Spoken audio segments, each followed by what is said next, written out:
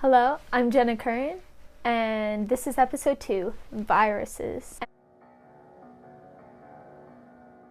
So now that you know how to protect yourself from the coronavirus by using face masks and staying 6 feet apart from one another, now it's time to go more into the specifics of the virus. But what is a virus? It's certainly not bacteria, and some people may argue that it's not a germ.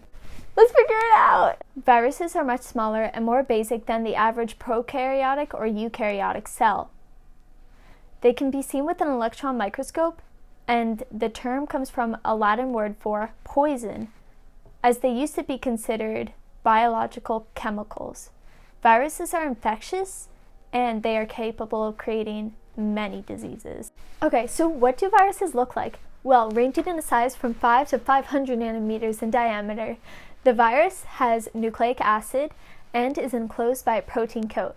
The coronavirus is about 80 nanometers in diameter, and for many of the viruses, they are also surrounded by a membranous envelope. To put it in simpler terms, there is a protein shell that encloses and protects the viral genome. The viral genome is, most of the time, organized as a single linear or circular molecule of nucleic acid. So, in other words, the genome could be a single or double strand of DNA or RNA. And the protein shell, or capsid, may be polyhedral, rod-shaped, or more complex shape. Coronavirus is, of course, part of the more complex shaped capsids, as it has spike proteins, membrane proteins, hemagglutinin esterase, and envelope small membrane protein. But we'll go into more of the specifics later on. But just remember for now, the viral genome, the capsid, and the envelope are what usually make up your average virus. Discovered in 1892 by Dmitry Ivanovsky and in 1898 by Martinez Bijerinck, viruses were seen as infectious substances that were much smaller than bacteria. Bijerinck called the substance found a virus, beginning the history behind virology. Now, this is a little more than 100 years ago that this discovery took place. That means that your great-grandmother was probably alive during that time. It shows how much the medical world has changed in such little time, and yet it also displays what infinite discoveries and mysteries we may find in the future. Never expect for the medical world to stay the same. No, they change like that. And we get smarter and improve with every inch of knowledge processed. Okay, enough with the poetic talk. Around this time in the late 1800s, Ivanovsky and Bijerinck were trying to figure out the cause of the tobacco mosaic disease, which also makes tobacco leaves discolor. Ivanovsky, who was born in 1864 on November 9th, prepared a solution with the virus in it, and he put the solution through a Chamberlain filter, or a porcelain water filter. This filter was able to take out the bacteria from the minuscule size of the porcelain's pores. Though, when the solution continued to infect more of the plants, Ivanovsky concluded that there was an infectious substance smaller than the bacteria. Then, in 1898, Bijerinck did the same experiment and went more in depth with his conclusions, that there was a mysterious new type of infecting agent, a virus, he called it. And this was all before the electron microscope, by the way. It was made in the 1950s. And this discovery was the one that began virology in the medical world. And there are still questions regarding viruses to this day, like if they are alive or not. Back in the 1800s, scientists and researchers believed that viruses and bacteria were in parallel as they caused many diseases. However, viruses aren't able to go through metabolic activities that are outside of the host cell. And when I say host cell, I'm inferring that your body's cells and viruses have a relationship with each other. This goes with all germs, as they all have a relationship between your body's cells. These symbiotic relationships include commensalism, a mutualistic relationship, and a parasitic relationship. Commensalism is when the germ, most likely bacteria, benefits in this relationship. However, the host doesn't benefit nor get harmed in any way. In a mutualistic relationship, this is when the germ, probably bacteria, and the host both are helped and flourish from the relationship. And finally, there's a parasitic relationship, or where only the germ benefits and the host is harmed. Viruses are characterized as having a parasitic relationship with the host cell, as the virus makes the cell transcribe and translate new proteins in order for the virus to reproduce. However, arguments say that viruses aren't living because they aren't able to reproduce on their own. So, in a way, as two researchers have put it, viruses have a kind of borrowed life. Ah, viruses. They're just sickening, eh? But with viruses, they have a certain host range where they're only able to infect certain host species based on their lock and key fit. The coronavirus certainly pertains to this lock and key theory, as the spike protein or the peplomer on the viral capsid binds only to specific receptors on the host cell. To be more specific, with the lock and key fit, viruses are able to attach to their host cell membrane through a receptor site. The attachment proteins in the capsid make the virus attach, and similar to opening a lock, you must have a specific and correct key to do so. So if the virus has the correct attachments that match the ones on the receptor site, then the virus is able to infect and insert its genetic material into the host cell. And as the virus unlocks the lock, it is able to attack the cell while it's undetected to your whole immune system. But we'll explain this immune thing in another episode. Alright, so what is the cycle of a virus as it reproduces through the host cell? Well, it all begins as the virus attaches itself to the host cell and inserts its genetic material. It's like a donut man inserting jelly into a donut, so the donut would have more jelly flavor to it. There are different ways viruses could inject their viral DNA. Though, once the viral genome and the capsid proteins are within the host cell, the encoding protein from the virus is able to reprogram the cell, similar to viruses on computers, laptops, etc. When the protein reprograms the host cell, this means the protein is able to make the cell copy the viral DNA with enzymes and make the enzymes create more viral genomes. The host cell's ribosomes are also helpful in that they make capsid proteins. Then, once the host cell has finished multiplying the genome and proteins of the virus, the new genome and proteins self-assemble before leaving the cell to infect more cells.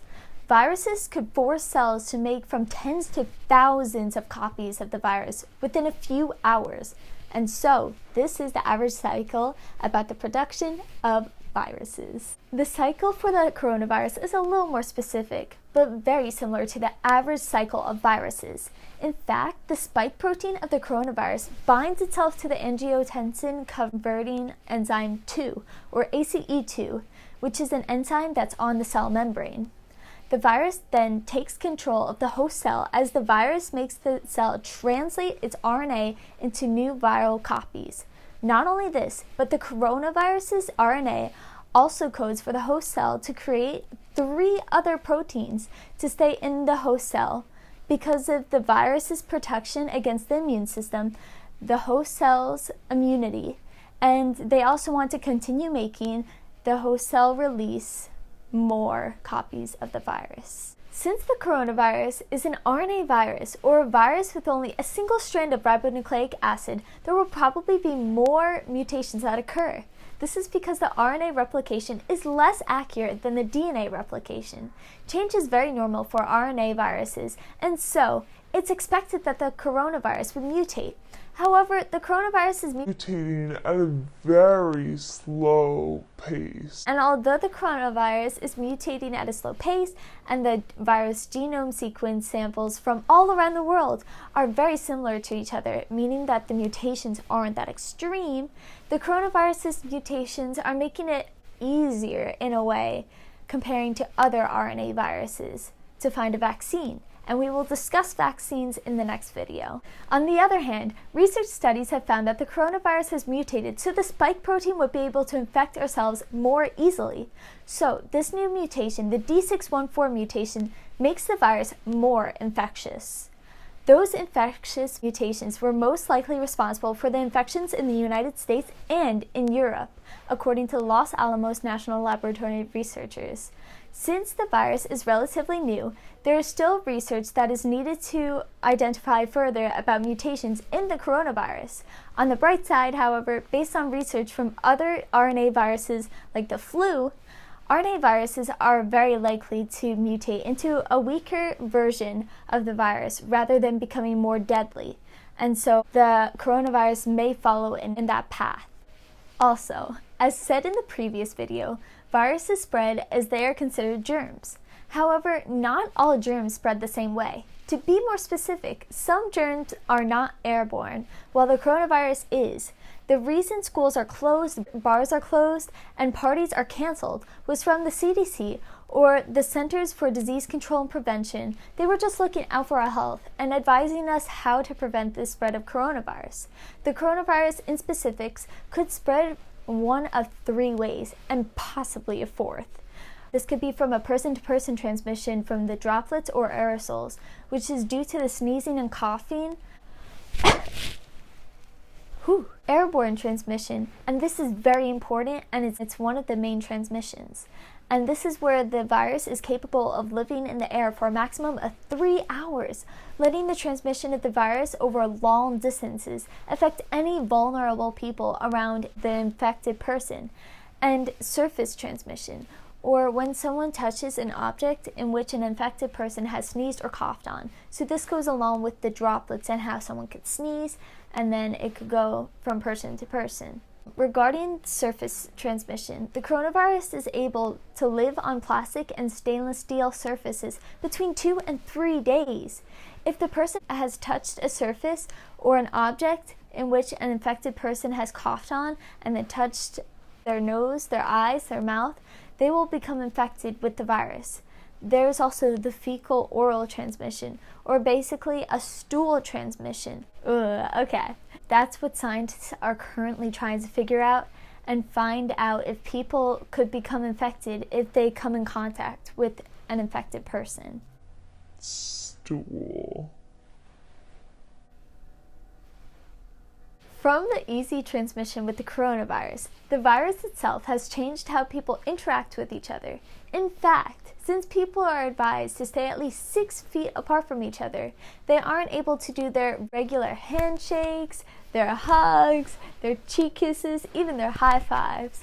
By cutting down the physical interaction between people, they are therefore less likely to get the coronavirus since they are staying 6 feet apart from each other and adhering to the rules. Although you may want to hug your friend goodbye or politely shake someone's hand, it is best if the physical interaction is halted for everyone's safety. However, if you just can't hold back from halting the physical interaction, you can try other safer alternatives like the elbow bump, foot shakes, and waves. This is what the sports world, like baseball, has turned into, as the players would partake in foot shakes as a sign of sportsmanship for their team and other teams as well. Even in churches, people have halted the sign of peace, handshakes, to prevent the coronavirus from spreading and harming others. Now, this was a few months ago when I did all this research, so it might be a little outdated, but it is still valuable and valid for today and for knowledge. By trying to enact the advisory of the CDC and trying to prevent the transmission of the coronavirus between people, the coronavirus may reduce quicker as we can all go back to our regular routine. And that, my friends, is the viruses. And there you have it, the second video on the virus itself for the coronavirus. If you're interested in watching more, please feel free to click on episode 3. I hope you enjoyed the video, and please don't forget to thank the doctors, nurses, and others who've partaken in helping stop the spread of the coronavirus. Remember this, superheroes wear masks too. Thank you, and have a nice day. Oh gosh.